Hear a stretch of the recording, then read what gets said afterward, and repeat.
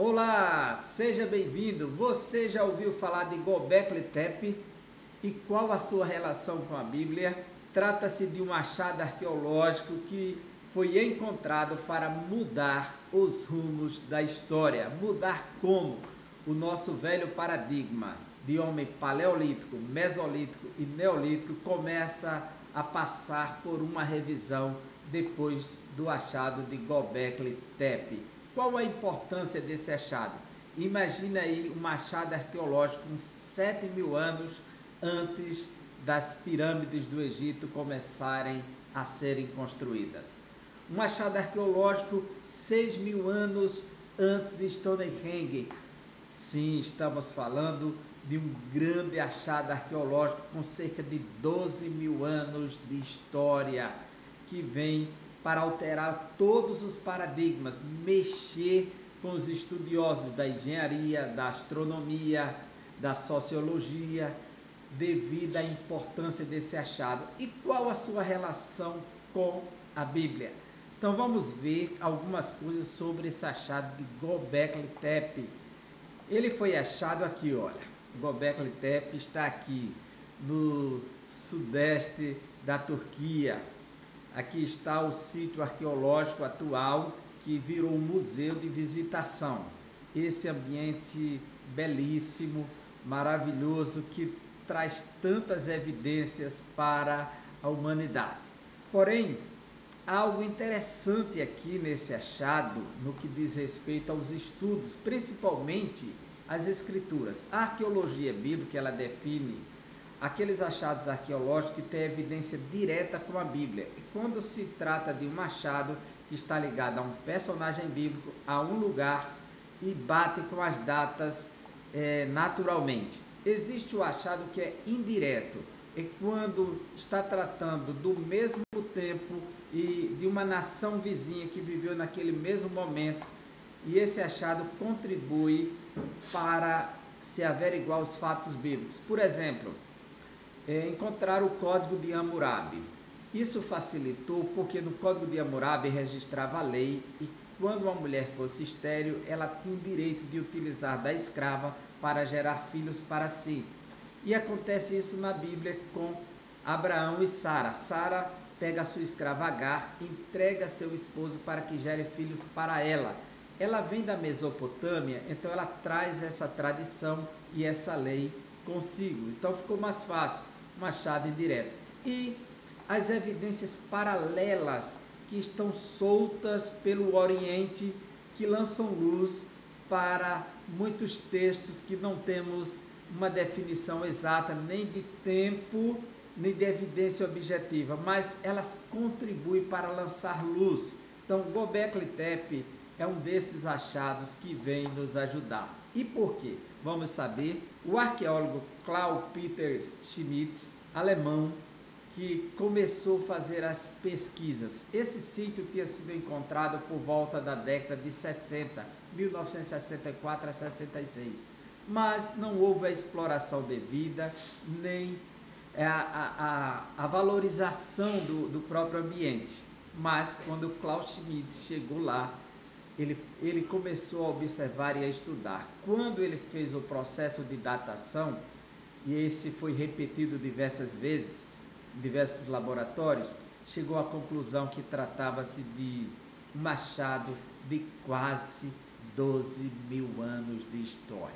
Quais são as grandes dificuldades que há com esse achado arqueológico para o homem contemporâneo? Porque o conceito de descoberta da agricultura, que o homem vivia da caça e da coleta, e aí ao descobrir a agricultura ele se torna sedentário, vai adestrar os animais para começar todo um processo de desenvolvimento do ócio criativo e dominar a cultura, o espaço. E aí se formar as estruturas sociais, já que não vivia em grandes bandos, mas grupos pequenos. Esse era o conceito do paradigma do homem paleolítico, mesolítico e neolítico, que começa a trabalhar com a pedra. E a engenharia que nem se pensava, porque o que se sabe da engenharia e da construção das cidades vai se dar no berço mesopotâmico, no sul da Mesopotâmia, e com os egípcios explorando as grandes pedreiras e tirando os grandes megalitos, megagrandilitos, pedras. Porém, esse achado aqui coloca 7.000 anos antes dos egípcios. Ele coloca em um tempo em que está antes da agricultura, no conceito do velho paradigma, é antes da engenharia, e o que nós vamos encontrar aqui é uma estrutura que envolve muita engenharia, e exige muitas pessoas e não pequenos grupos, que mostra que o homem pré-neolítico, ele é muito avançado de conhecimento, de estrutura, de domínio de artes, de técnica. Isso foi identificado como o início da civilização, o início das cidades, o início da construção. E outra coisa que é interessante, alguns até atribuem que aqui está um santuário de forma clara, que seria aí a maquete, a planta que existe lá no museu hoje, que esse ambiente seria um templo, o que indica que seria o primeiro templo da humanidade. Alguns associaram isso ao Jardim do Éden, onde o começo da religião, a busca por Deus.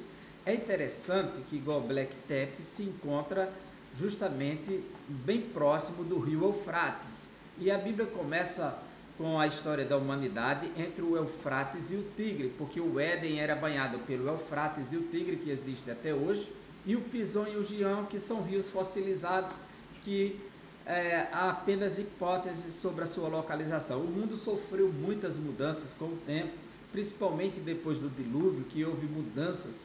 Isso alterou toda a geografia do planeta Terra. Antes vivíamos numa Pangeia, um supercontinente. Hoje estamos vivendo nos grandes continentes, os 5 continentes, ou 7, de acordo com o modelo que adotar. Então isso foi alterado significativamente.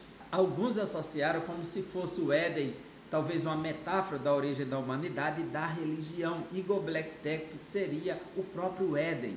E muitos arqueólogos, o próprio Schmidt, chegou a fazer afirmações tais, mas apenas hipotéticas. Para alguns que deduziam que a origem da religião estava com a agricultura, depois que surgiu a agricultura, a busca pela colheita, a busca pela chuva, então começou a invocação do sobrenatural. E a religião estava ligada à própria agricultura. Agora, mais uma vez, Göbekli Tepe coloca essa teoria por terra também. Ela vem desafiando todas as estruturas até o presente. Diversos pesquisadores, 25 anos de pesquisa foram realizados por Klaus Schmidt, mas as respostas finais ainda estão abertas. Grandes pesquisadores, equipes da Alemanha, equipes de Israel têm partido para lá para fazer pesquisa sobre Göbekli Tepe, porém ainda está em processo de análise, porque não se trata de algo fácil de lidar, chegar às respostas. O que nos mostra é que os povos pré-diluvianos, de fato, eram muito avançados. Para aqueles que criticavam o livro do Gênesis, e com toda aquela evolução do capítulo 4, já começar com Caim e Abel, um é agricultor, o outro é pecuarista, eles já fazem oferendas, ofertam para Deus aquilo que colhem do seu melhor. Mais abaixo, no capítulo 4, nós vamos encontrar os homens habitando em tendas, criando gados, o desenvolvimento social, a bigamia que vai acontecendo, o domínio da metalúrgica. E aqui, quando se olha para essas estruturas, há um questionamento: como que eles fizeram tudo isso? Exigiu muita força humana, exigiu muita técnica, exigiu só para mover megalitos que você está vendo aí no centro, esses dois em forma de T, que é justamente a representação da divindade, se de fato Klaus Schmidt acertou na sua interpretação, que seria o santuário. Só esses dois T's aí, são cada um com 5,5 metros, com mais de 10 toneladas. Exigia mais de 100 homens para mover isso aí. Foi encontrado na pedreira próxima um deles no chão que rachou e eles não arrancaram. Assim, percebe-se, acredita-se que eles usavam como técnica de corte a própria pedra de sílex nesse período. Mas como eles arrancaram da pedreira, como colocaram de pé, como moveram até esse lugar? É um mistério. Pois se o homem paleolítico ou mesolítico, ele vivia em pequenos grupos, vivendo da caça, no nomadismo, e é interessante que nas pesquisas do ambiente na área não foram encontradas sementes, o que se pressupõe que a agricultura não estava tão desenvolvida. Mas muitos ossos de animais, o que indica que eles consumiam muito da caça.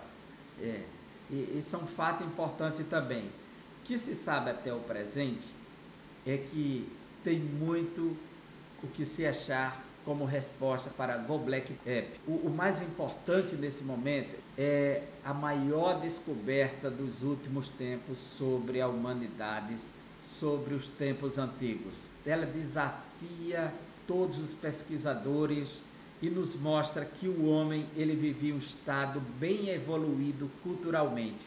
Esse é o retrato. A Bíblia nos mostra que Deus criou o homem conforme a sua imagem. E esse homem, ele sempre foi desenvolvido, o homem que a Bíblia apresenta. Ele já tem todas as características do Homo sapiens.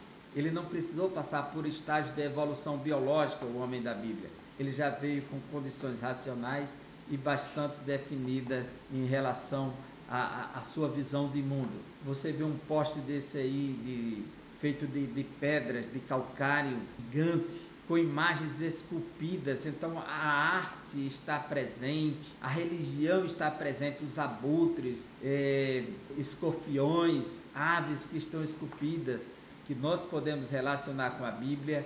É que esse achado nos traz uma grande contribuição. De fato, a Bíblia tem razão quando apresenta um homem evoluído culturalmente, um homem que tem domínio da arte, um homem que tem domínio das coisas. Göbekli Tepe veio para dar testemunho desse avanço cultural da humanidade. Vez alguém rejeita essa possibilidade de pensar usando as escrituras, porque se usar a Bíblia não é ciência, é religião. Esse achado nos traz alegria, porque ele revela que a humanidade era muito mais avançada do que o que pensávamos. E todo o nosso conceito que foi dado como um paradigma científico precisa ser revisado. Se você gostou desse vídeo, compartilha com teus amigos, deixa o teu like, deixa o teu comentário, e se não for inscrito querendo fazer, nós agradecemos e até o próximo vídeo, se Deus assim nos permitir. Até lá!